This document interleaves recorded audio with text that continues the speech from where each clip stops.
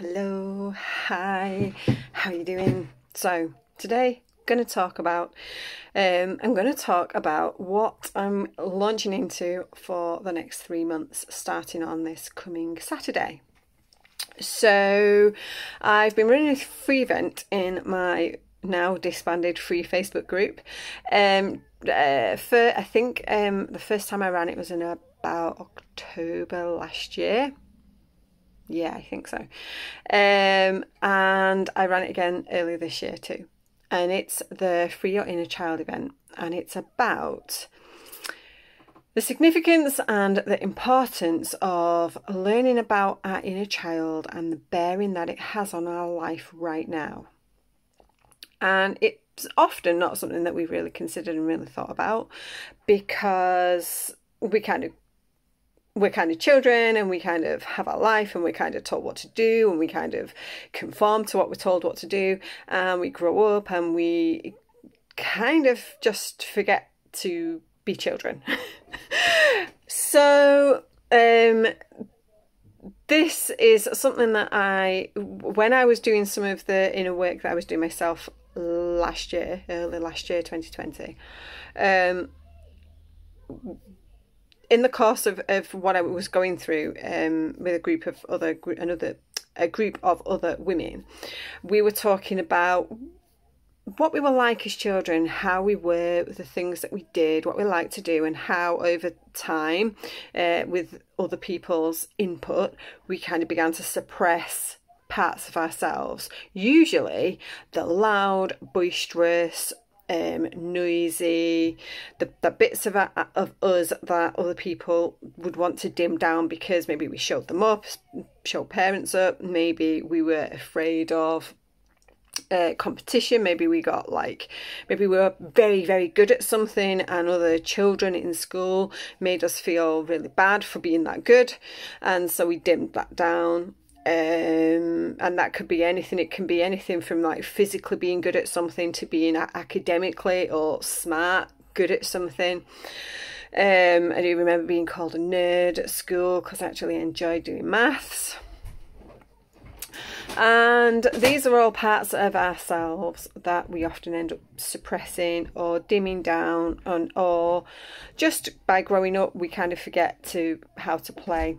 I remember, and it's one of the things that I mentioned in the masterclass for the Free Your Inner Child event, is that I remember, and in lead-up posts, I remember going to high school at 11, first year high school, and we were like nervously going in on the first day of term in the September into the first year playground, having come out of junior school where we'd played. And I think I remember in the fourth year juniors, or year 6 as it is now here in the UK, we got together, some of us as the older girls in the school, and played some of the playground games with the younger infants, what would they have been, 5, 6, 7-year-olds, probably around 6, average 6, and we would have been like 10-year-olds, nearly 11-year-olds, and we played with them, and we played all those sorts of games, Ring of Roses, Farmer in the Den, anything, any game like that that you could play. And I remember that was how we spent our hour of lunchtime for quite a time. And then so we got into high school, age 11, right at the start of the first day, and you learned very, very quickly that was not a playground, that was now a yard, and you weren't going in there to play. You weren't going to play games. You certainly weren't going to play playground games. You weren't going to play chair. I don't remember ever playing tag in school. The only time I remember running in high school was if there was a fight and someone was yelling, "Fight, fight, fight!" The boys played football, and I think the girls used to go and watch, and I maybe played football once or twice. But that was it. Our playtime days were over.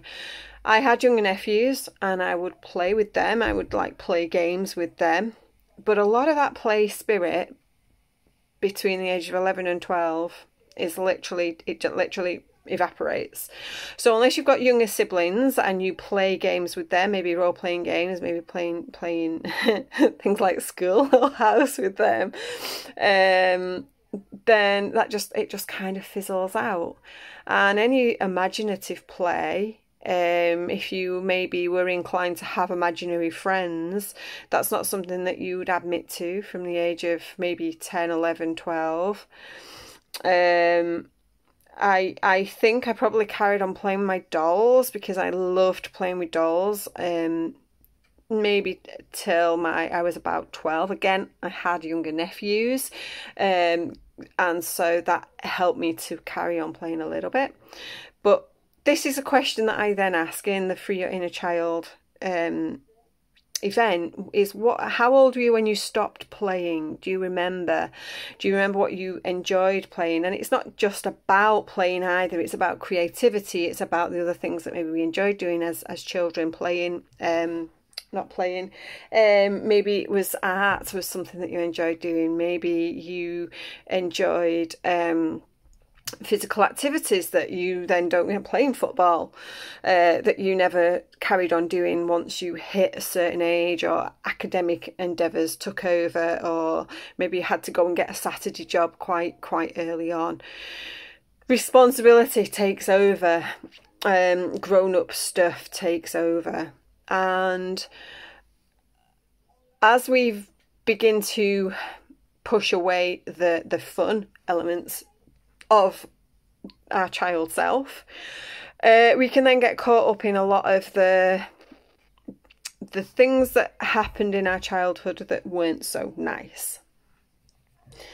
And it's all of this, lost my light, all of this has this impact on our adult self, whether we realize it or not.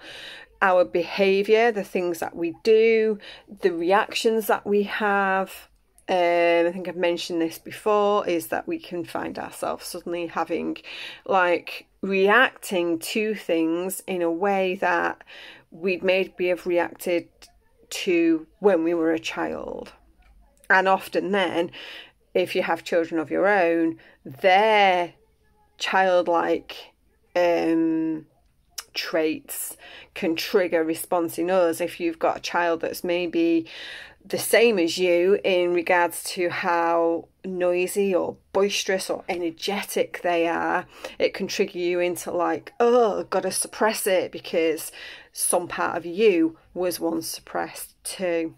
So the Free Your Inner Child event helps to sort of on small levels take you through remembering some of these things, and maybe just addressing how some of those things can be brought into your life every day. What I've discovered through my own journey is that when I'm open to being a little bit more playful with my own children, or with my husband, or with just in general,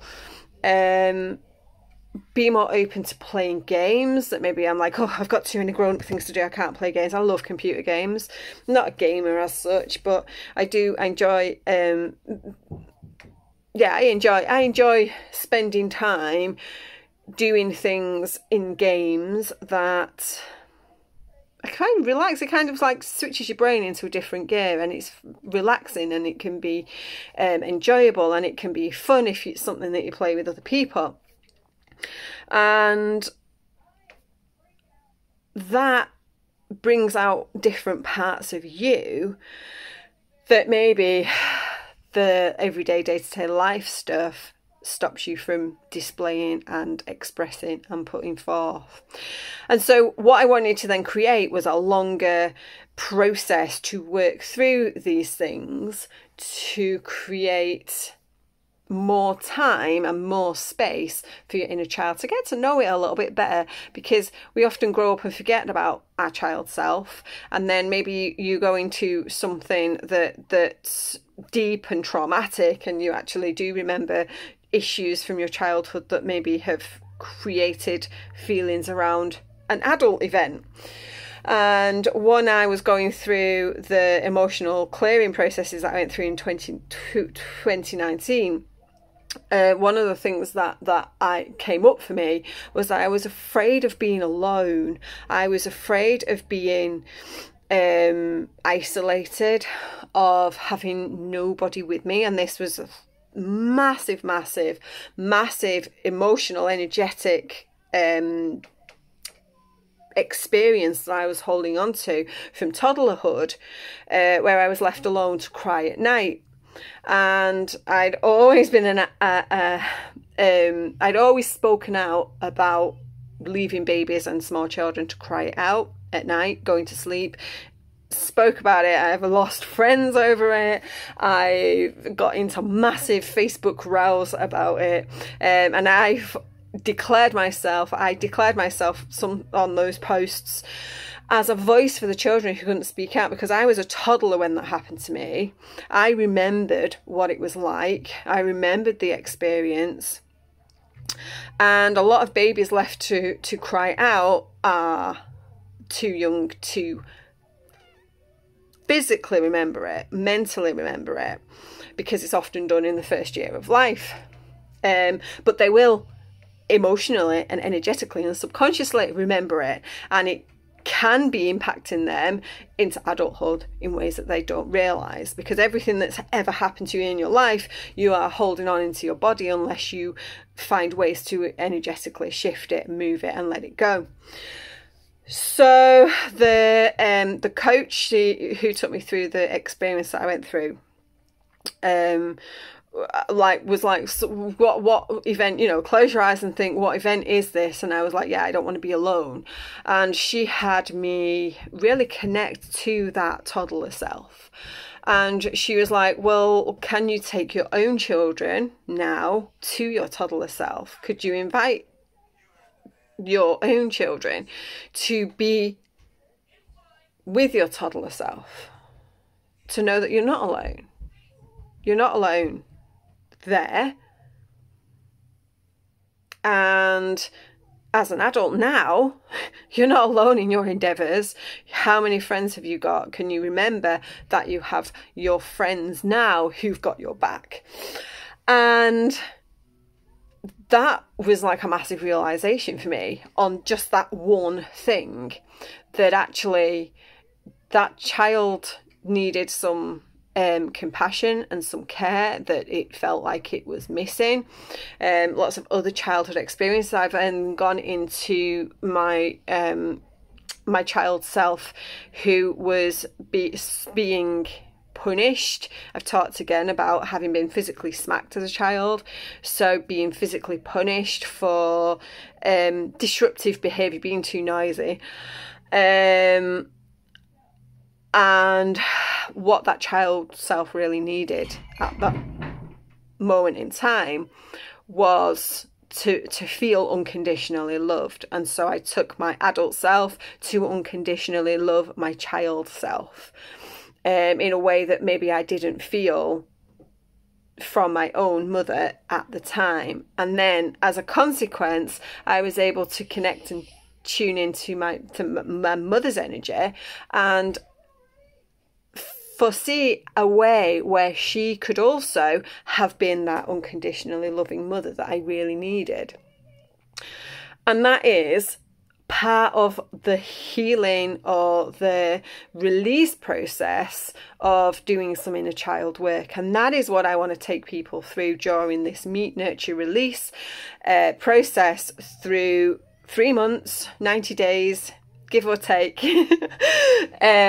starting on this coming new moon on the 13th of March, because new moon is a great time to set new intentions for the way that things will go in the following lunar cycle.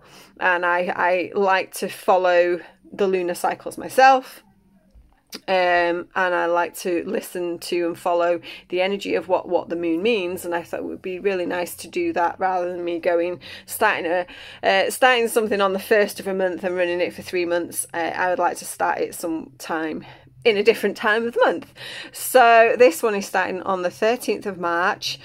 And it's a 90-day process, where the first month, which I've already done the video for and the introduction for, is meeting your inner child. It's meeting your child self. It's going through some of those memories of childhood to think about and understand how those events may have impacted your life. So I'll take you through just thinking about ages that come up for you when you do. There'll be EFT tapping, and there'll be meditation where you just take yourself back to your childhood, what age comes to mind, and what was going on for you at that age. And then as we move into the second month, which will start in mid-April, you'll be nurturing that inner child. You'll be giving it some of the compassion and the forgiveness and the love that it needed, or that you feel you didn't get as a child now. So that you can give it some compassion. You can see, well, what did my inner child want that it never got? Maybe it wanted more baths. Maybe it wanted more, like, ice cream. Ice cream features highly for me. Maybe it wanted more. Maybe you would have liked more hugs, and maybe you don't actually hug because you hold back because you weren't hugged enough as a child. Can you find somebody in your life who you can hug, or hug yourself, because maybe we don't even hug ourselves enough if we're feeling alone, sad, in need of some physical contact. There can be a lot can be said for touching our own body, not in any sexual way, but just in a way that feels caring and nurturing and compassionate for it. And then the third month we will take in and begin releasing that inner child, and that will be about finding those things that you suppressed and hid away or stopped doing because you grew up and you couldn't do that anymore. That might be going and kicking around a football with the kids. It might be chasing them. It might be going and playing tag. It might be, we like to play zombie tag in the local park, so I always met with squeals of terror and laughter. It might be finding a computer game that you like to play.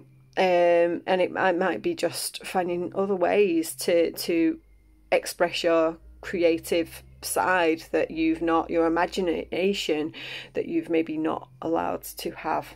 So that is Meet, Nurture, Release. That starts on Saturday, and I'm excited to bring this into an actual process that other people will get to use. The details will be below, and the thing what you get each month is a masterclass video where I'll talk about each month specifically, a meditation, some journal prompts if you like to journal. I love to journal, and I include it in everything that I create and that I do. And I said meditation, and the other one is a Telegram group specific, because I'm not running this program through Facebook at all, but I was kind of like, I would like there to be an interactive space for people to chat. And I've done masterminds and group programs where I've had chat groups on other platforms, and it works really well for people to interact and support each other and hold space for each other while going through the same sort of journey. So it will be a Telegram chat. So if you're watching this on Telegram, it will be on here, then a live Zoom Q&A in the middle of each of the months. So that'll be around the first of the month, I would say, of the following month after each month starts. So we start on the 13th of March, and I can't wait to see who jumps on and joins me for that and begins to realise that your inner child is dying to get out. They're dying to be free and have some fun and express themselves and tell you more about yourself now, because you are intrinsically connected to that time in your life. It impacted you more than you probably ever know, and it's once you begin to tune in and connect to that part of yourself, you can begin to just find more joy in every moment of this adult time now that you're living through. And that's what I'm all about. I'm all about finding joy and finding peace and tuning in and being able to create space now in your life, in each moment that feels good. And oftentimes it's past experiences, and it's not just a past experience from a few years ago, it's actually a past experience from a few years before that that's connected to a past experience that happened somewhere in those first few years of life. So let's get to meet our inner child. Let's get to nurture them and embrace them, and then set them free and let them be so fully part of your life now that you are, well, full of fun and excitement and imagination and creativity. So thank you for watching. Let me know what you think, and do have a look and consider coming and joining me for that process, which starts just in a few days from now. I'll speak to you soon.